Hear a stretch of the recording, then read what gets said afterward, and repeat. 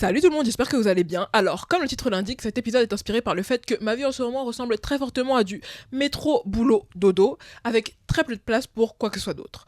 En fait, parfois, tu te laisses happer par la vie, et sans que tu le réalises, t'as genre la moitié de l'année qui est passée, sans que t'aies vu aucun de tes amis, puis un jour tu clignes des yeux, et 10 ans sont passés et là tu n'en as plus aucun. C'est un peu hyperbolique, mais la plus grosse illusion à laquelle on croit, c'est qu'on a le temps. Et je dis pas ça pour que tu commences à stresser par rapport à tes projets ou où tu en es dans ta vie, mais l'idée c'est que lorsque tu es négligent envers quelque chose et que tu n'arrêtes pas de le repousser en disant oh je ferai ça plus tard, oh j'ai le temps, et ben tu rejettes l'échéance jusqu'à ce que ce soit trop tard. Un des plus gros regrets de fin de vie, c'est le fait de ne pas avoir fait assez d'efforts envers ses amis ou de ne pas avoir assez passé le temps avec eux. Tu vois, personne n'arrive à l'article de la mort en se disant « Ah mince, j'aurais dû passer 2 heures de plus au bureau. Ah mince, j'aurais dû avoir un chiffre d'affaires de 10 000 euros de plus. » Dans la vie, on nous dit très souvent de mettre en premier des choses qui, lorsque tout sera terminé, n'auront quasiment pas d'importance. Arrête de dire que tu n'as pas de temps pour tes amis. Arrête ça, on fait du temps pour ce que l'on veut. Si quelqu'un venait te dire que si tu trouvais 6 heures là dans ta semaine, à la fin de l'année, tu serais millionnaire, ou alors, si tu trouvais 6 heures dans ta semaine, tu trouverais l'amour de ta vie. Là, d'un seul coup, magiquement, tu aurais 6 heures. Mais tu veux pas répondre à un SMS de ton ami. Mais tu ne peux pas écouter un seul audio. Donc la première chose qu'on va faire, c'est de traiter sa vie sociale comme une priorité et même une tâche. Ce que je veux dire, c'est que ne lis pas le message de quelqu'un et ensuite tu te dis dans ta tête « Ah ouais, je répondrai plus tard », mais tu le fais jamais. Quand tu lis le message de quelqu'un, si t'as pas le temps de répondre tout de suite, mets-toi dans ton emploi du temps un mémo pour dire que voilà, à 19h, je réponds au message de un tel. Si tu dois faire un retour à quelqu'un ou alors si tu penses à une personne, écris-le quelque part et quand tu as du temps, envoie un message. Et la vie, c'est la vie. C'est normal que parfois il y ait des saisons dans lesquelles tu n'as tout simplement pas le temps. La Bible dit qu'il y a un temps pour tout. Donc voilà, il y a un temps pour travailler, il y a un temps pour... Je connais pas les versets par cœur, donc je vais pas commencer à m'embarquer là-dedans, mais tu vois ce que je veux dire, quoi. C'est normal si tu passes par des phases de ta vie où tu es très occupé et tu as très peu de temps pour quoi que ce soit. Mais lorsque c'est le cas, essaye d'avoir une idée de quand est-ce que cette saison va se terminer. Encore une fois, tu ne veux pas subir ta vie, tu veux pas te réveiller 10 ans plus tard quand c'est trop tard. Ou si ce n'est pas possible, fais un petit check-up genre tous les 6 mois. Où est-ce que j'en suis? Ça fait combien de temps que je suis aussi occupée? Combien de temps encore est-ce que ça va durer? Est-ce que ça en vaut la peine? Pourquoi je le fais? Et pendant que tu es dans cette période où voilà, tu n'as tout simplement pas le temps de répondre à quelqu'un qui t'a fait 100 audios, parce que certains d'entre vous, on vous connaît là, communique avec la personne. Ça prend 5 secondes d'envoyer un message pour dire j'ai bien vu ce que tu m'as écrit et t'inquiète pas, je te répondrai dès que j'aurai un petit peu de temps. Ça prend 5 secondes de dire voilà, je suis dans une période dans ma vie où c'est un petit peu compliqué lorsqu'il s'agit de trouver des moments, mais je pense à toi. Et quand tu arrives dans une période de ta vie où enfin ça respire un petit peu plus, tu t'expliques. Ouh, je sais. Dans un monde où tout le monde te dit que tu ne dois rien à personne, c'est effrayant, n'est-ce pas? Mais oui, tu dois absolument rendre des comptes aux gens quand tu les aimes ou même tout simplement que tu les respectes. En fait, les autres personnes ne sont pas tes jouets avec lesquels tu peux t'amuser quand tu en as envie et ensuite les jeter quand ça va plus. Tu veux pas disparaître de la vie d'une personne pendant 1 an et revenir comme une fleur sans t'expliquer. Tu veux pas tout le temps dire non quand quelqu'un t'invite quelque part, sans raison, sans proposer autre chose derrière, et ensuite tu te plains quand cette personne ne t'invite plus à rien, ou voire même qu'elle ne te parle plus. Aussi, apprenons l'art de juste popping up. Parfois, quand on se dit qu'on doit aller traîner avec une personne, ou alors aller à un événement qu'elle a organisé, et moi je suis la reine pour ça, on se dit que ça veut dire qu'on doit être avec cette personne pendant toute la journée, ou alors rester à la fête pendant toute la soirée, toute la nuit. Mais non, en fait, le temps de qualité n'a pas forcément à être long.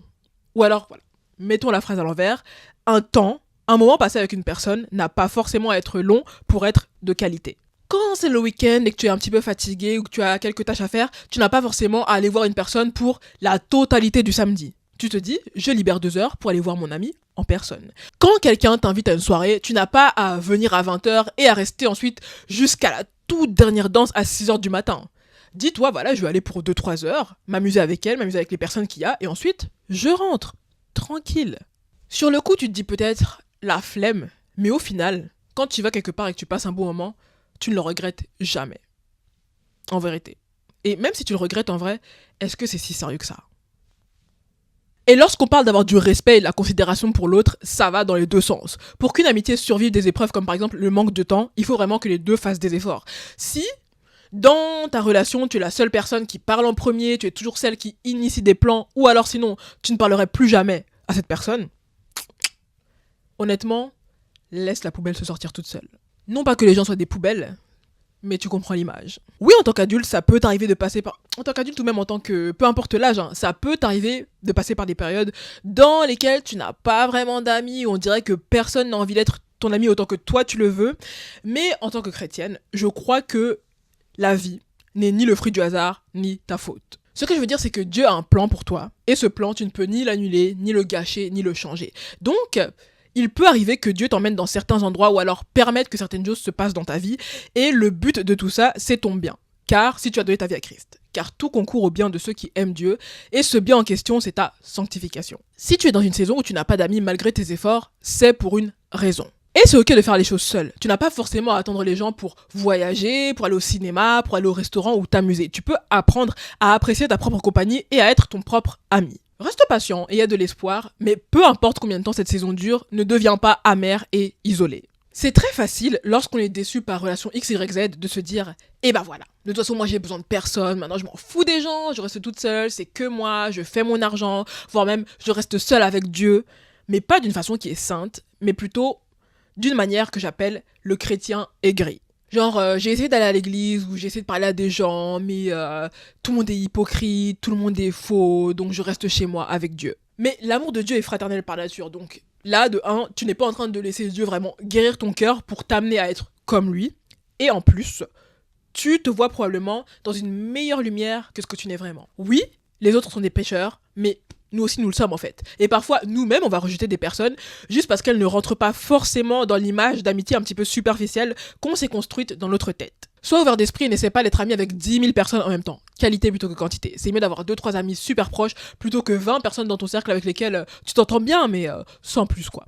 Et si, comme moi, tu es une personne qui utilise des applications, ne commence pas des choses que tu ne vas pas terminer. Je suis la reine pour ça, c'est-à-dire que genre je vais matcher avec une personne, ou même dans la vraie vie, je vais rencontrer une personne, et je vais commencer un dialogue dans le but de développer une amitié, en sachant très bien que je n'aurai pas le temps de la voir, de lui parler ou quoi que ce soit. Donc en fait, on s'entertain, on se... Ah, j'ai pas le mot. Tu allumes une flamme, sachant très bien que tu ne vas pas mettre l'énergie pour l'entretenir. À quoi ça sert ? Éteins, stop. Tu veux aussi réussir à développer ce que j'appelle, entre grosses guillemets, low maintenance friendships. Définissons d'abord ce contraste. High maintenance friendships, c'est le genre d'amitié dans lequel tu as presque besoin de tout le temps être dans un état de conversation avec cette personne et de la voir souvent pour que la relation soit pérenne dans le temps. S'il y a un moment qui passe sans que vous soyez vraiment parlé ou vu, tu te demandes dans ta tête si tu es même toujours ami avec cette personne en fait.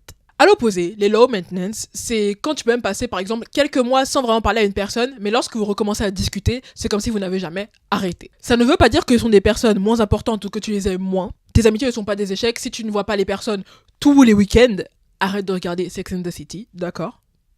Première chose. Au contraire, c'est le genre de relation qui nécessite les plus grosses fondations. J'ai une amie avec laquelle on se confie l'une à l'autre, on a des plans ensemble, on a des projets de voyage ensemble. Je la considère vraiment comme l'une de mes amies les plus proches. Et pourtant, c'est plutôt low maintenance, dans le sens où tout ça peut se passer de plusieurs mois. Pareil pour une fille que j'ai rencontrée à New York, on peut passer des mois sans se parler, mais quand on se parle, girl. Et avec elle, pareil, on a les projets de partir en Italie ensemble, peut-être même cet été. Ce serait la première fois que je la vois depuis 2018. Pour moi, c'est un écart standard, mais en soi, toutes tes amitiés n'ont pas forcément à être espacées de plusieurs mois. L'idée, si tu veux, c'est que le moins tu as besoin de faire des efforts hyper intenses, parce que toutes les relations nécessitent des efforts, mais le moins tu as besoin de passer du labeur presque tous les jours pour alimenter une amitié, déjà, c'est plus pratique si tu es une personne qui a un emploi du temps chargé, mais aussi, ça veut dire que tu as réussi à quitter un petit peu cette phase de honeymoon avec l'autre personne. C'est une phase pour laquelle on parle beaucoup lorsqu'il s'agit des relations amoureuses, mais c'est aussi très réel lorsqu'il s'agit des amitiés. Tu vois, tu rencontres une personne, tu es excité d'avoir rencontré quelqu'un avec lequel tu partages plusieurs intérêts, tu rigoles bien. Donc au début, c'est audio sur audio sur audio sur audio tous les jours. Et puis, quelques mois plus tard, plus rien. Et un an plus tard, tu regardes ta conversation WhatsApp avec la personne du genre ok, what happened? Il faut vraiment qu'on étudie la pipeline de meilleurs amis à inconnus. Mais vraiment. Enfin, ça, c'est un conseil pour les chrétiennes qui me regardent. Si tu es dans la foi, priorise les amitiés chrétiennes. Je sais pas si c'est controversial ou non, mais il n'y a rien de mal à être ami avec des non-chrétiens, et je crois même que dans le meilleur de tes capacités, tu dois l'être, parce que sinon, comment est-ce que tu veux être une lumière pour le monde ? Mais tous tes amis, et dirais-je même tes amis les plus proches, ne peuvent pas être en majorité des non-croyants. On a besoin d'autres chrétiens pour grandir spirituellement. On n'a pas été appelé à faire ça tout seul. Tout seul, ça ne veut pas dire qu'il n'y a personne autour de toi, mais tout seul, ça veut tout simplement dire qu'il n'y a personne qui partage ta foi dans tes parages. Et encore une fois, si Dieu a permis qu'en ce moment dans ta vie, tu n'as aucun chrétien autour de toi ou aucun chrétien avec lequel tu es proche, il te soutiendra dans ces moments-là, mais autant que ça pèse sur toi, essaye d'être ami avec d'autres chrétiens. Il y a beaucoup de filles chrétiennes sur les applications maintenant, va à des événements chrétiens, va à une église. Alors le premier critère pour une église, c'est bien sûr qu'elle doit enseigner la Bible de manière vraie, mais si c'est possible, essaye aussi d'aller dans une église dans laquelle il y aura des gens avec lesquels tu pourras socialiser, une église dans laquelle il y a une vie en dehors du dimanche matin, c'est-à-dire que par exemple elle organise des groupes, ou alors elle fait des sorties des fois, enfin tout l'aspect social de l'église, moi je trouve que c'est très important. Préserve-toi spirituellement parlant en fait. Parfois on est très rapide à dire oui mais voilà, Jésus il traînait avec des collecteurs d'impôts, des prostituées, etc. pour justifier le fait qu'on traîne avec des personnes ou qu'on se retrouve dans des endroits dans lesquels on sait pertinemment qu'on ne devrait pas être. Jésus est avec ces personnes pour être leur lumière et non pas pour flirter avec la tentation avec elles. Jésus c'est Dieu, donc il a la capacité d'être ami et d'être proche d'absolument tout le monde. Nous, on n'a pas forcément cette même force. On dit qu'on est le résumé des 5 personnes avec lesquelles on traîne le plus. Certaines personnes, tu vas traîner avec elles et d'un seul coup, tu vas trouver des excuses pour faire des choses que tu faisais pas avant, ou alors tu vas commencer à envier certains aspects de leur vie que la Bible interdit, ou alors toutes autres choses qui peuvent être détrimentaires pour ton âme. Et puis quand tu passes dans un moment où c'est difficile dans ta vie, dans lequel tu as du mal à parler avec Dieu, qui va être là pour te soutenir, pour prier pour toi et pour t'encourager dans la foi, si tu n'as pas de chrétiens autour de toi en fait. Donc voilà, pour moi, quand tu es chrétien, l'aspect qualitatif de l'amitié inclut forcément le partage de la foi, même si, encore une fois, tu peux avoir des amitiés très proches avec des non-chrétiens. Moi, par exemple, les 2 amitiés low maintenance desquelles je vous ai parlé, les filles en question ne sont pas chrétiennes, hein. Mais c'est quand même important, même si je suis la première à l'admettre, c'est plus facile à dire, beaucoup plus facile à dire qu'à faire ou à trouver. Ouais, moi c'est un de mes plus grands blocages encore aujourd'hui, mais voilà, c'est un sujet qu'il faut remettre à Dieu, comme un petit peu tout, j'ai envie de dire, hein. Donc voilà, c'était la fin de cette vidéo, assez chill, assez simple, j'espère qu'elle vous a plu. Si c'est le cas, si de manière générale mon contenu vous parle, n'hésitez pas à vous abonner à ma chaîne, dans quel cas je vous dis à dans 2 semaines. Cela étant dit, si vous n'étiez là que pour du bon temps et non pas pour longtemps, j'espère que vous avez trouvé ce que vous étiez venu chercher, dans ce cas-là je vous dis bye bye.